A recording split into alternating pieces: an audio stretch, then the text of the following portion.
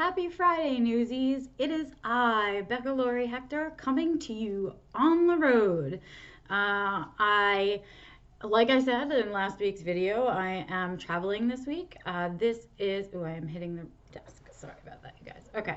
Um, yeah, so I am traveling. I am currently in Boston, all the way from Colorado to do the keynote of the AANE conference tomorrow morning.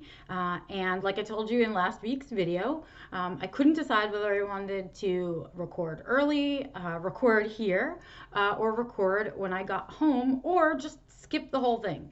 But I decided by popular demand, and also because I thought it might be fun, I would come to you live from my hotel room here in Boston. It is late. This is the late edition of Neurodiversity Newsstand. I am usually on Colorado time. I am on East Coast time right now, which makes it 2 hours later than when I usually do anything for you guys. So this is like late by Colorado standards and like super duper late for me on any other standards. So it is, let's see, I don't even know what time it is here. It is almost 10 p.m. you guys here. Like I should be way asleep. In any case, it's almost 10 p.m. here, and I wanted to hop on and give you guys some version of Neurodiversity Newsstand because the news doesn't stop just because I'm traveling. But before I take us to the news, I guess I'll take a few minutes to talk about stuff. I mean, I don't really have a ton of stuff to talk about right now because my brain is half asleep and half thinking about tomorrow already, and I'm a little nervous, you guys. This is the first time that I'm really speaking about something I'm really passionate about, and it makes me feel a little vulnerable, and I'm a little nervous. But I've gotten lots of good advice. I've gotten great advice from my coach. I've gotten really fantastic advice from friends, and really some really solid advice from Antonio. So he's not here. I'm all by myself. No animals. But I can still see cat hair on my clothes, which is good. Yay, cat hair on my clothes. But I'm here in my hotel room. I am newly showered and clean from the airplane and in my PJs and ready to talk to you about the nonsense that I saw today traveling. I mean, last time I shared with you guys the whole hamburger raw onion debacle. This trip I was spared any kind of food nonsense.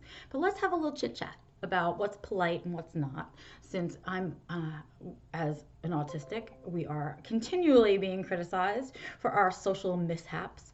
But let me share some new social mishaps that are perhaps NT particular, that I find to be socially rude. For example, I know it's important for you to have your important work call. It is not important for you to talk at the top of your lungs and take your phone call all the way down the aisle of the tiny tube that we all share. So this gentleman, and I'm going to try and paint a picture of him for you. Picture the suit, the shiny shoes, right? The fancy pen and all of that shenanigans. Had the earpiece in. Got to have the mandatory earpiece in so that it looks like I'm talking to air. And then while on the phone with obviously somebody beneath him, he walked around pacing back and forth like the airport was his office, pacing back and forth, talking about the stock market or whatever crap it is that he possibly does with his life at the top of his lungs, like we all care, like other people aren't trying to do their own thing, but instead like the world revolves around him. And that conversation continued all through boarding, and then must have continued on because I got on at disability boarding, so I get on real early. Today I was the only person at disability boarding. This is the first time I like walked down, sorry to digress, but I walked down the whole thing getting to the plane for the first time by myself. I was the only passenger walking down and the only passenger getting into the plane. And that was super bizarre. But you know what I thought about as I was doing it? I was like, I bet this is what rich people feel like when they have their own jet plane that they get to walk down to, right? And so I pretended that for a little bit, but it was super weird to be the only one. But in any case, so I got on early with disability boarding, and don't you know, Mr. Fancy Shoes comes walking down, dragging his luggage down the whole tube plane, still having his conversation. So now we're all trapped in the tube with his conversation. So let me just state this. Nobody wants to hear your conversation. Not me, not the people next to me. If you're on your phone and you're in a public place, it is not your airport is not your office. It's not your private space to have private conversations, sir. So rude, just so rude. In any case, that was the rudeness of my trip today. Well, I can only wonder what tomorrow will bring. But luckily tomorrow I'll be headed back to Colorado, where everyone is nice and kind, and people are thoughtful and conscious about the people around them. So that was sort of my flight. That's pretty much all I've got for you. I mean, my entire day was, from the moment I woke up until this moment right now, has been all about travel. And so I don't really have anything else on my mind, except that I'm glad the first half of it is over, except that I'm starting to get nervous for the morning. Interesting. All right, guys. Well, I am on super low spoon, so I'm going to go ahead and skip right into the news. I'm also doing a super short summary of the news this week, just the real grabbers from this week, because I just don't have the spoons to talk about much for very long. I'm guaranteed to have missed something you think is important this week. Please let me know what it was so that I can talk about it next week in the comments, in whatever. If you're new to the channel, welcome to Neurodiversity Newsstand. This is where at the end of the week I summarize the news that is all neurodiversity. Everything in a nutshell here at the end of the week, because during the week on LinkedIn and on Facebook, I have Neurodiversity Newsstand, the groups, which is where we get the news for this little summary here. So if you're not in a part of those groups, go ahead and look in the description. Their links are there. Join me there. Share your events, share your books, share your blogs, share whatever in there, the articles, the conversations that you want to be having, because when the good ones are there, I bring it here and I share it with anyone on YouTube. Okay, so if you want to, go ahead and subscribe to the channel. The little button is below. And if you enjoy the video, I'd really appreciate a giant thumbs up if you like it, or a thumbs down if I missed something you thought I shouldn't have missed, because it lets me know what you guys are thinking and if I need to change things up. But while we think about that and whether we want to subscribe or give me a giant thumbs down, I'm going to move on to the news. Now, you guys, I'm without little yellow pad. I am on a single piece of paper, double-sided here on the hotel pad, because I don't have a little yellow pad with me. I did remember the camera, so bonus on me for that. I did not remember a little yellow pad. So let's get started with the news. In some cute, fun news, overall good feelings, that was really pretty popular in the group and popular all over the internet this week. Out of Ohio on Fox 19, we had a story about their fire department that they are adding sensory bags for their patients on the spectrum. So we were excited to see some first responders taking action and learning a little bit about the spectrum, and also learning about our needs and challenges. So yay, fire department in Ohio, congratulations for jumping aboard and helping us out with our sensory needs. That was a good one. We all liked it. Super thumbs up on that, everyone. Overall, it was a good beginning of the week, a happy start with that little story. Next up, this was in Equus magazine, and here's what I love about this story. It's a little bit duh, okay, because we're all gonna, those of us on the spectrum will think it's duh, but I love that it's in this Equus magazine, which was a horse magazine. It's just about horses and people that love horses and want to know about horses. It's called Equus magazine, and the article was titled "Therapeutic Riding Reduces Stress Levels in Young Adults with Autism." Woo woo! I know plenty of adults with autism that will shout from mountaintops about how much they love their horses, how therapeutic riding is, being with their horse is, even the maintenance and care of their horses. I myself am a cat dog person. I have a little bit of fear of horses. They're a little big, I'm a little small, but I'm working on it now that I'm in Colorado.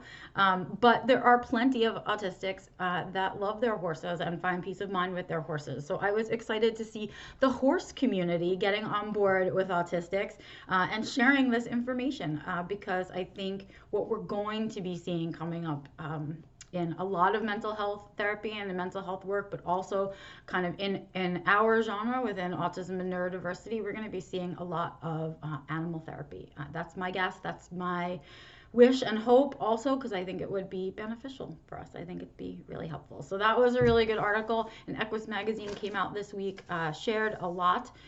Really great article. Next up, this was probably the most popular article of the week. I saw it shared all over the place. I brought it over to both groups. I made sure that it was seen everywhere. Popular discussion, popular conversation. Again, a little bit duh, but hey, if people need to see some of the duh stuff in writing, let them see it in writing. Let it be in black and white. This was a great piece. And it was in Neuroscience News, and it was titled "Autistic Adults Thought They Were Bad People," in quotes, bad people. And what it talks about is that folks that are in their 50s, that are over 50, and were late in life diagnosed with autism, grew up believing that they were bad. And I'm not in that over 50s, I'm 43, but I'm close enough to tell you that I most certainly 100% grew up believing that I was a bad person, and probably believed that until like the week of my diagnosis. So until about 7 years ago, I definitely and genuinely believed that I was a bad person, and I think that's it's pretty common for those of us who were diagnosed late in life.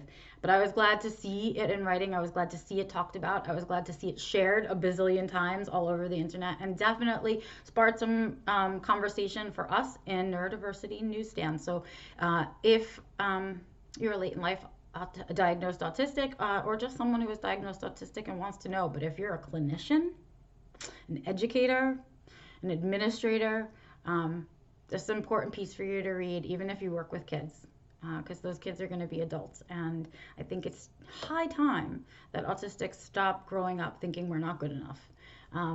So I hope this is the beginning of the end. I hope it's the cause for some change. So that was probably our most popular article this week. I hope you all had a chance to read it. If you didn't, as always, with all of the articles and blogs that I talk about on Neurodiversity Newsstand, the links will be in the description of the video. So you guys can check it out. If you didn't get a chance to read it, I wouldn't miss that one. Next up, Hot Blog came out towards the end of the week by Barb Cook. Barb, shout out to my editor-in-chief at Spectrum Women Magazine. But I'm shouting out to you, Barb, for the blog that you wrote this week. It's not all about IT, and it was about breaking the employment stigma and creating choices for autistics and neurodiverse folk in terms of employment. Fantastic article, Barb. Really, if you guys want to share the thoughts with the world or with your community, your little network, about that we're all not computer math people, that some of us are artistic and some of us are into other things. We're good at other stuff. And so if that's a mission of yours, if that's something that you've been thinking a lot about, if it's something you want to share with your community, your family, and your friends, this is the piece to share. Fantastic piece, Barb. Really loved it. Lots of information in there. If you didn't get a chance to read it, please head on over and take a look at it. Last up for this week, little tiny shout out to me, big giant shout out to Autistic Bride.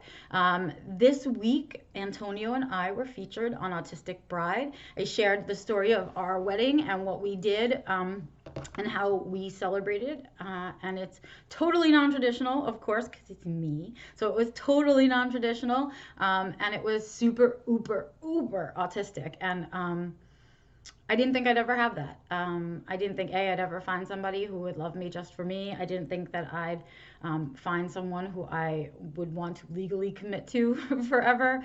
I don't know, a lot of things. And I certainly didn't think that I'd ever have a wedding of any kind. Not really my style. So take a look at this feature by Autistic Bride. We did an interview piece there, got lots of pictures of the beautiful Colorado kind of trail, and it was called, the title was Simple Yet Perfect, a Rocky Mountain Trail Wedding, because that's what we did. We got married on a trail. So yeah, if you're considering marriage, if you've kind of thought about it but said no way, I'd never have a wedding, if you've stopped considering it because it's just too traditional for you, give a moment, have a read, listen to the story of Antonio and I and how non-traditional we were and yet how incredibly happy we both are. So that will be there too. Thank you to Autistic Bride for sharing our story. I really appreciated the opportunity to share a little bit about me with the world. So thank you, and I hope it inspires someone else to have a non-traditional wedding. I would love to see pictures of your non-traditional wedding. I think that's awesome. I wish there were more of them around so that the rest of us understood we had choices.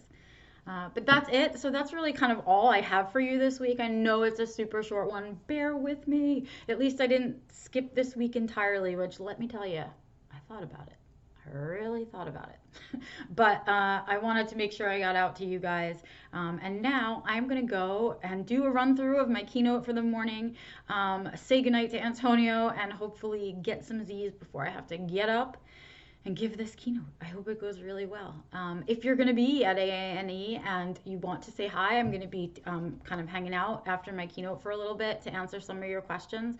I know a lot of you online. I promise in real life you do not look like your profile picture. So if I know you from online and you're going to introduce yourself to me, please remind me where we talk the most and where I know you from so that I can please you instead of pretending like I don't know who you are. Other than that, I'm going to go ahead and get myself kind of in the mindset to share self-defined living with the world. And I hope that you guys have an amazing weekend. It's a work weekend for me, so I will be busy with work and travel, and hopefully the next time that I talk to you, I'll have some really good things to share with you, because after this keynote, I am dedicating myself to building these courses and workbooks and some webinars that I want to make available to you guys soon. In the new year. It's going to be a really big year for me. And I picked my F word. Maybe I'll reveal it next week. All right, you guys. I will see you next Friday. Have an amazing weekend. Do self-care. Do fun things. Share them with me in the comments. Tell me how much fun you had doing XYZ. I would love to hear about it. I also love hearing in the comments when you love something that I'm doing, when you have questions, or if you hate what I'm doing. Again, the thumbs up, thumbs down mean a lot to me, but so do your comments. I promise I answer all of them. And if you don't want to comment publicly, you can get in touch with me directly at info@beccalaurie.com. That's it for me, newsies. I hope you had a really good Neurodiversity news in a nutshell. I am Becca Laurie Hector, your host, and I will see you next Friday.